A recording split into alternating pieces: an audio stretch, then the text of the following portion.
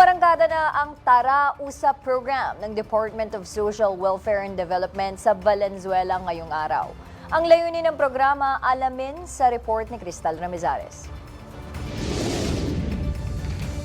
72% ng mga kabataang Pilipino ang nakararanas ng emotional stress at iba pang hamon na may kaugnayan sa mental wellness, ayon sa AXA Mind Health Report 2026. Dahil naging epektibo ang Taraba sa program para labanan ng illiteracy, naniniwala ang DSWD na mahalaga rin ang mental health awareness at matuto ng psychological first aid ang mga kabataan. Para matugunan ito, inilunsad ngayong araw ang Tara Usap program ng DSWD na sisimulan sa pamantasang lungsod ng Valenzuela.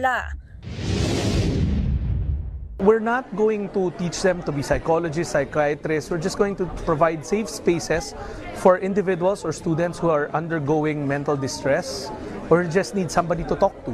Ang programang ito ay isang school at community-based mental health and psychosocial support initiative.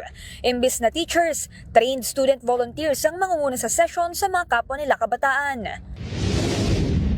Mga students rin ang gagamitin natin kasi sila rin yung mga nakakakilala at there are safe spaces for those who might be undergoing a couple of mental wellness challenges. Layon rin ng programa na mas matutunan nila ang stress management at maging katuwang sila ng ahensya sa pag-promote ng help-seeking behaviors.